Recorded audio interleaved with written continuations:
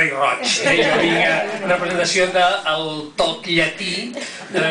Jo, per fortuna, cadascú té la seva experiència. Jo ja sabeu quin és el meu motiu, diguem, de donar suport i d'intentar sempre, en la mesura de les meves possibilitats, estar al costat d'iniciatives d'aquest caire i en especial, específicament, de Nexe.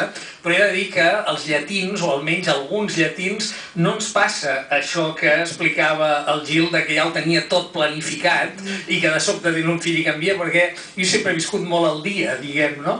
La meva experiència no era de planificació, però en canvi és obvi que comparteixo plenament el fet de dir canvi de mirada, no?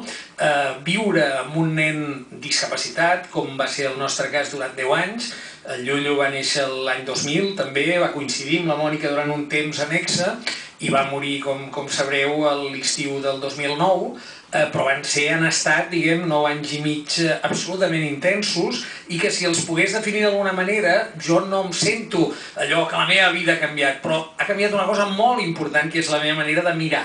I jo em sembla que de vegades definir situacions com aquesta, el que pot demanar un projecte com Teaming aplicat a una fundació com Nexe, que ja heu vist de què es tracta, transmetre-ho a una gent com vosaltres, com tota la gent que treballa i com tota la gent que ens veurà en aquesta gravació, que tota la corporació mirarà àvidament durant els propers mesos, cada dia, una estoneta, per tant, una salutació a tots també, doncs no és demanar un gran miracle ni que us aneu a la Índia a viure, vull dir, demanar això, que molt bé explicava el Gil, de dir, faig un gest, poso un euro, una cosa aparentment insignificant, us puc assegurar que s'assembla molt a l'experiència que vivim alguns dels pares que hem passat per aquí. I és que de sobte no és que canviï molt les coses, és que tu te les mires d'una manera diferent i te les mires d'una manera molt més intensa. És a dir, tothom qui ha tingut relació,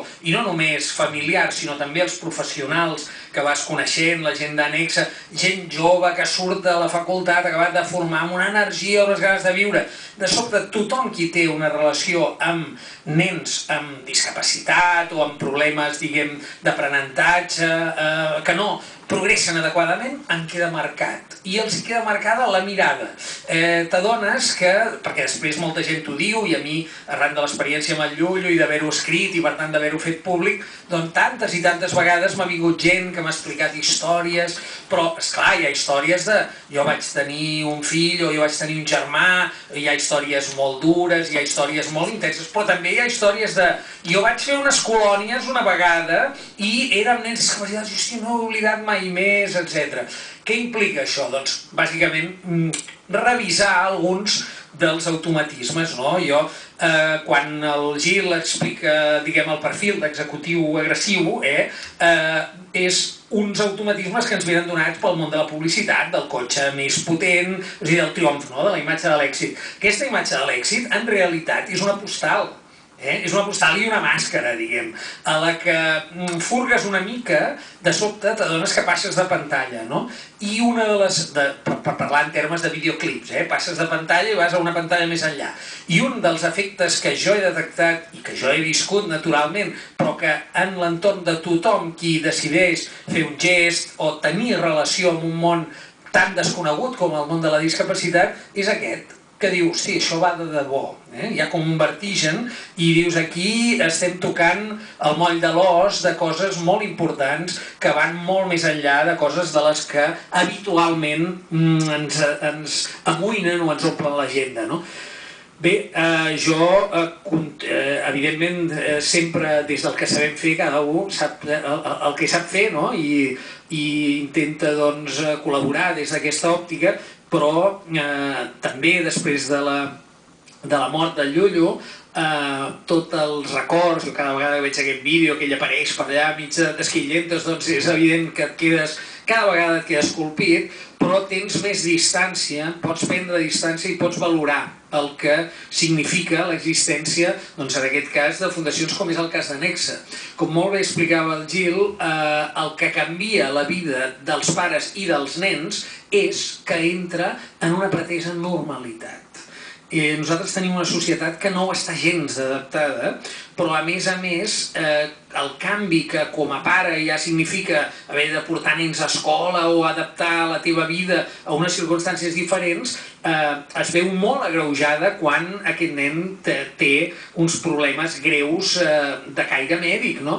Aleshores se't medicalitza tot, com no pot ser altrament, apareixen les bates blanques per tot arreu i aquests llocs que tenen un nom tan pervers d'hospital, que sí, són hospitalaris, però com més lluny, millor, no? I de sobte, quan entres en un hospital i veus que la vida anirà molt per allà, però també pot tenir una cosa que s'assembla, perquè és una escola, això, aquest marc referencial, no saps tu l'avantatge enorme, com canvia la teva percepció. Ton fill va a escola, ton fill té relació amb algú que els forma, en la seva mesura de les possibilitats fa deures.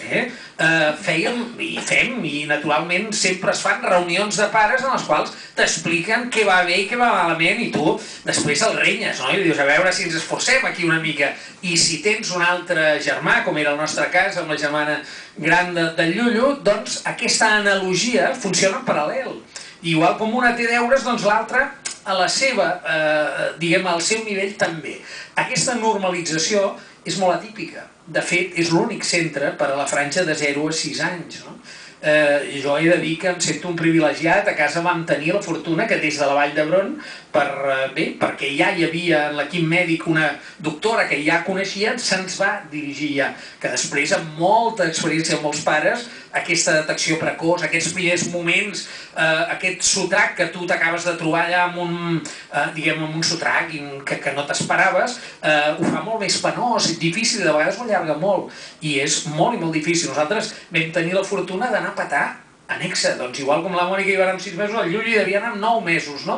I de sobte, aquella mena d'entorn de dir, no, hi ha uns professionals, hi ha uns horaris, hi ha uns objectius, hi ha unes classes, hi ha uns comptes vivenciats, en fi, tot això que heu vist que fan, més enllà de tot el que pugui representar per al nen, que ho és i molt important, el rebot. És la teva percepció i el rebot en l'entorn familiar, no? El teu nen va a escola i el teu nen fa aquelles coses. Bé, per tant, per mi no pot ser sinó un còctel absolutament recomanable, un còctel d'aquests de mitja tarda, un Mai Tai, podríem dir, posar Nexa en un platanet de la balança i posar el tíming com a mètode en l'altre, no?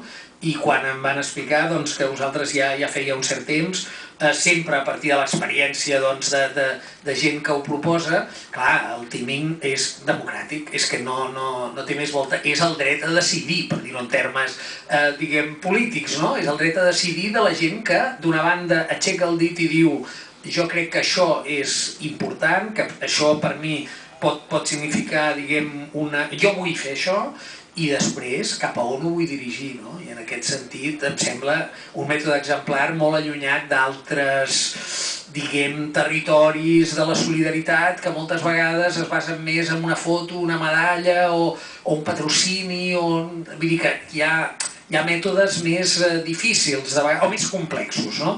El tíming, no? I em congratulo molt que en aquesta casa en la qual sempre he col·laborat poc o molt durant molts anys de la meva carrera professional, doncs estigueu una colla de gent apostant per això.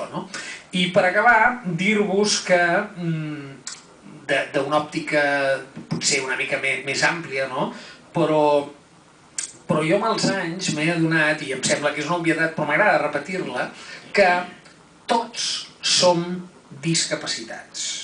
Tots els que som aquí, també.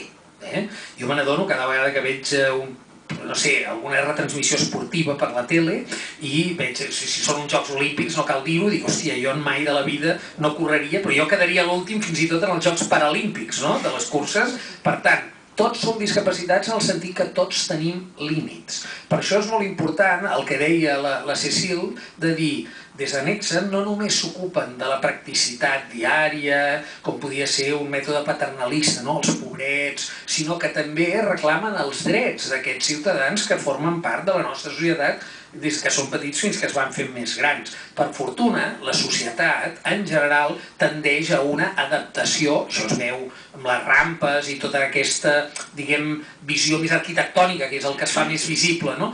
Però jo crec que ens hem d'adaptar bastant més mentalment, també, perquè tots tenim límit,